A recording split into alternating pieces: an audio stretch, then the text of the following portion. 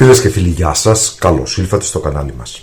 Σήμερα θα παρακολουθήσουμε μαζί τα υλικά και τη διαδικασία για να φτιάξουμε αυτά τα υπέροχα παραδοσιακά νηστίσιμα κριτσίνια άρτου. Πάμε λοιπόν να παρακολουθήσουμε μαζί τα υλικά και τη διαδικασία για την εκτέλεση της συνταγής μας. Ξεκινάμε λοιπόν την Παρασκευή μας με 200 γραμμάρια χλιαρό νερό. Τι σημαίνει χλιαρό? Σημαίνει ότι αν βάλω μέσα το δάχτυλο αντέχω να το κρατήσω μέσα στο νερό και να μετρήσω μέχρι το 10. Το νερό μας λοιπόν 200 γραμμάρια, ζάχαρη μία κουταλιά της σούπας, εγώ χρησιμοποιώ κουταλάκι του γλυκού, άρα είναι 3 κοφτά κουταλάκια του γλυκού ζάχαρη, νοπή μαγιά 25 γραμμάρια, ένα κυβάκι αν παίρνετε μαγιά από το σούπερ μάρκετ, την οποία θα τρίψουμε μέσα στο νερό και είτε με το χέρι είτε με μία κουτάλα, με ένα πιρούνι, με οτιδήποτε θέλετε, θα λιώσετε τη μαγιά μέσα στο χλιαρό νερό. Μέσα στο οποίο έχουμε προσθέσει, θυμίζω, και τη ζάχαρη, μία κουταλιά της σούπας κοφτή, που η ζάχαρη είναι πάντα φίλος της μαγιάς, το γνωρίζετε αυτό. Και τώρα θα προσθέσω λίγο από το αλεύρι. Συνολικά για τη συνταγή μας θα χρειαστούμε 400 γραμμάρια αλεύρι.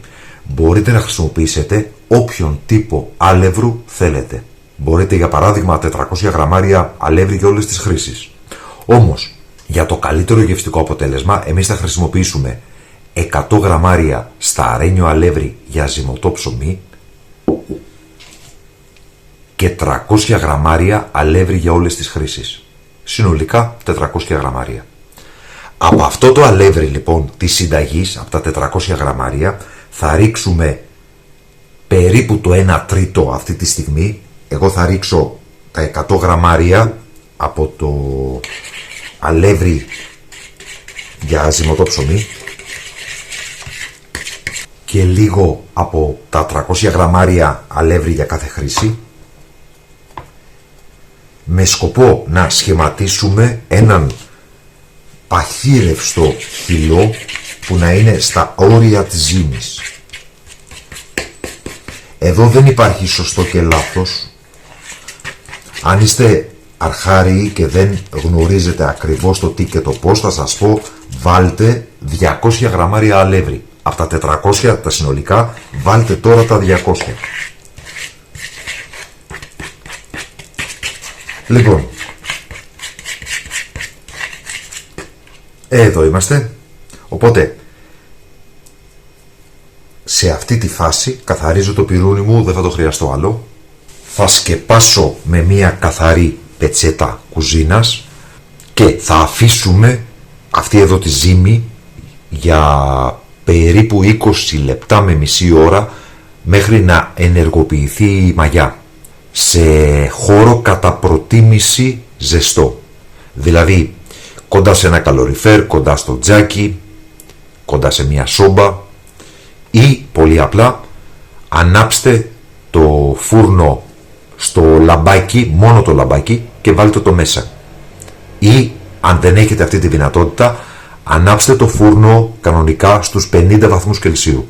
Μόλις πάρει θερμοκρασία, σβήστε το φούρνο και βάλτε τη λεκανίτσα μέσα στο φούρνο. Θα τα πούμε λοιπόν όταν η μαγιά έχει ενεργοποιηθεί. Στο υπόλοιπο αλεύρι θα προσθέσω ένα κουταλάκι του γλυκού αλάτι και θα ανακατέψω. Και πάμε να δούμε αν έχει ενεργοποιηθεί η μαγιά.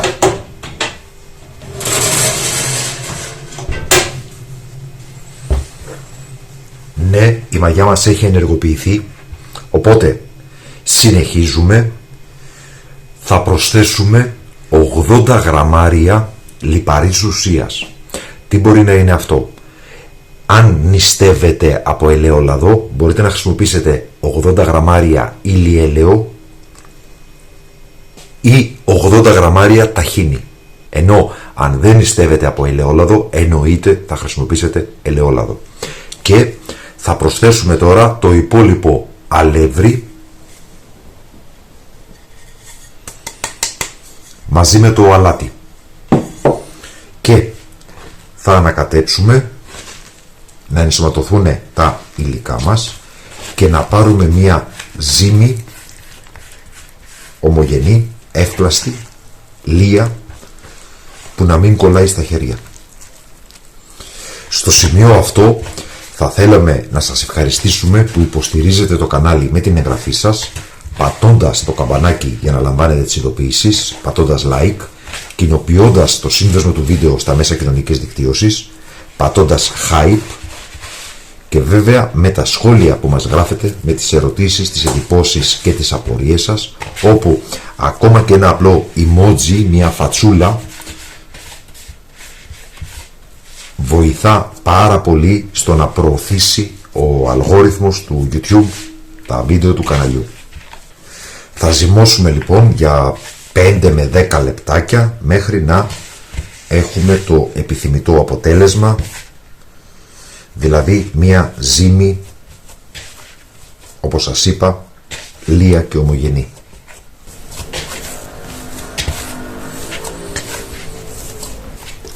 Το ζυμαράκι μας είναι έτοιμο, όπως βλέπετε. Βλέπετε, δεν κολλάει πλέον στα χέρια. Οπότε θα βάλουμε το ζυμαράκι πίσω στο μπολάκι, θα σκεπάσουμε με μια καθαρή πετσέτα και θα αφήσουμε και πάλι σε ζεστό μέρος μέχρι να φουσκώσει η ζύμη μας και να διπλασιαστεί σε όγκο. Εμείς στο μεταξύ θα πάρουμε μια λαμαρίνα, θα στρώσουμε μια λαδόκολλα και θα πασπαλίσουμε με λίγο αλεύρι για ζυμωτό ψωμί. Και θα περιμένουμε να φουσκώσει η ζύμη, να διπλασιαστεί σε όγκο, οπότε να την τοποθετήσουμε πάνω στο χαρτί αυτό. Μετά λοιπόν τον απαιτούμενο χρόνο η ζύμη έχει φουσκώσει, όπως βλέπετε, οπότε καλό είναι να την αφήσετε βέβαια να φουσκώσει περισσότερο, απλά εγώ λίγο βιάζομαι λόγω βεβαρημένου προγράμματος. Θα πάρουμε τη λαδόκολλα που ετοιμάσαμε με το αλεύρι, θα βάλουμε πάνω τη ζύμη και με λίγο ελαιόλαδο ή ηλιέλαιο θα μας βοηθήσει να την ανοίξουμε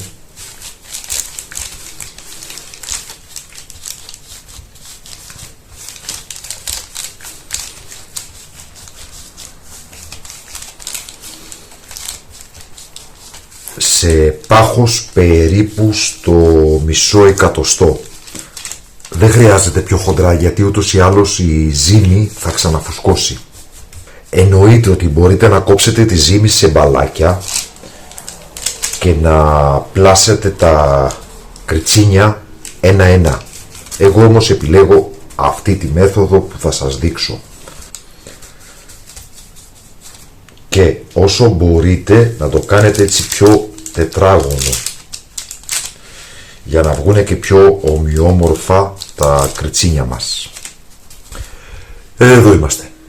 Θα πάρουμε ένα ποτήρι χλιαρό νερό, μέσα στο οποίο θα βάλουμε ένα κουταλάκι μέλι, το ποτήρι μικρό, ποτήρι του κρασιού, δηλαδή δεν θα χρειαστούμε περισσότερο από 50-60 μιλιλίτρα.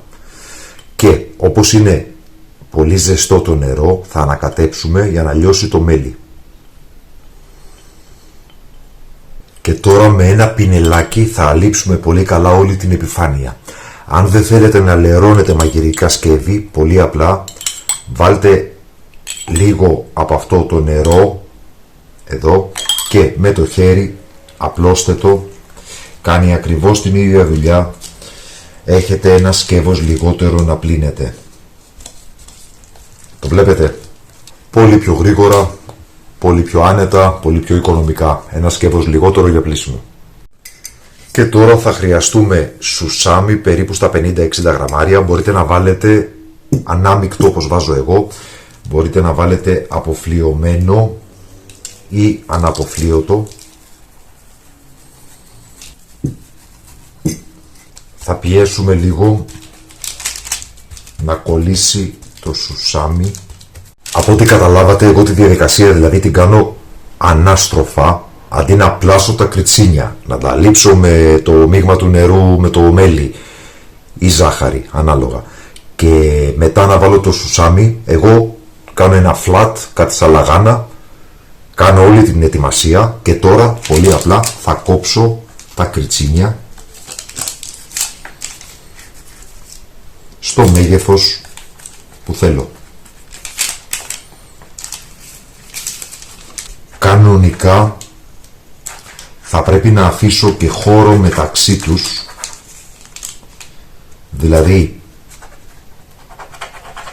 αυτή η ζύμη είναι για 2 λαμαρίνες κανονικά. Εγώ όμως για οικονομία θα τα ψήσω στην ίδια λαμαρίνα όπως είναι. Λοιπόν, εδώ κόβουμε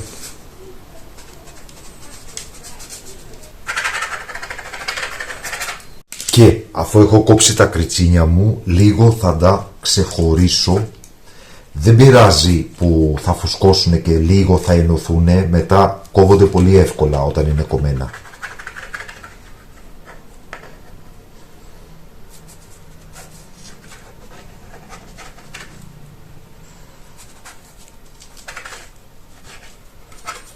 Το βλέπετε, λίγο προσπαθώ να τα ξεχωρίσω. Μπορείτε να τα πλάσετε σε ό,τι σχήμα θέλετε. Επίσης μπορείτε να τα κάνετε και σε στρογγυλά κουλουράκια, γιατί η ζύμη αυτή δεν είναι τίποτα περισσότερο από τη ζύμη για το κουλούρι Θεσσαλονίκης. Τα κριτσίνια άρτου ουσιαστικά είναι κουλούρι Θεσσαλονίκης, που αντί να έχει το στρογγυλό σχήμα είναι μακρόστενο. Αυτό είναι, δεν είναι κάτι διαφορετικό. Και τώρα, για ομορφιά αλλά και για πρακτικούς λόγους, για να μην κολλήσουν μεταξύ τους, θα βάλω λίγο σουσαμάκι ακόμα και θα βάλω και σουσάμι μεταξύ τους. Το βλέπετε? Οπότε καθώς αυτά θα φουσκώσουν και θα ψηθούν, θα έχουν σουσάμι και στα πλάγια.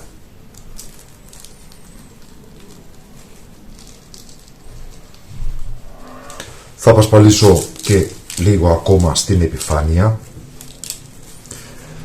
Ξαναλέω, εσείς καλόν είναι να τα χωρίσετε λίγο περισσότερο, δηλαδή να χρησιμοποιήσετε 2 ταψιά και όχι 1. Αλλά και σε 1 δεν υπάρχει κανένα πρόβλημα. Και αυτό το οποίο θα κάνουμε είναι να αφήσουμε σε ζεστό μέρος για περίπου 15 με 20 λεπτά λίγο να φουσκώσουν και στη συνέχεια θα ψήσουμε σε προθερμασμένο φούρνο στους 200 βαθμούς Κελσίου για 25 με 30 λεπτά. Μετά λοιπόν από το ψήσιμο για 25 περίπου λεπτά, αυτό εδώ είναι το τελικό αποτέλεσμα. Τα κριτσίνια άρτου είναι έτοιμα, νηστίσιμα παραδοσιακά. Εδώ να συμπληρώσω τα εξής. Πρώτον, μπορείτε να τα κάνετε απόλυτα αφράτα, ψήνοντας τα 5 λεπτά λιγότερο, ή να τα κάνετε εξαιρετικά τραγανά, ψήνοντας τα 5 λεπτά περισσότερο. Το κριτσίνι είναι αυτό που βλέπετε. Οι πιο παλιοί θα θυμάστε ότι οι φούρνοι παλιά είχαν μόνο κριτσίνια αυτού του τύπου. Δεν υπήρχαν τα κριτσίνια καρότου και κριτσίνια με σπανάκι και όλα αυτά. Υπήρχαν μόνο τα κριτσίνια άρτου. Να σας δείξω λίγο. Προσέξτε, είναι αφράτα, το βλέπετε. Και τραγανά στο εξωτερικό. Αυτή ήταν λοιπόν η σημερινή μας συνταγή. Παραδοσιακά νηστίσιμα κριτσίνια άρτου. Ελπίζουμε να σας άρεσε. Σας ευχαριστούμε που μας παρακολουθήσατε. Καλή συνέχεια, να είστε όλοι καλά.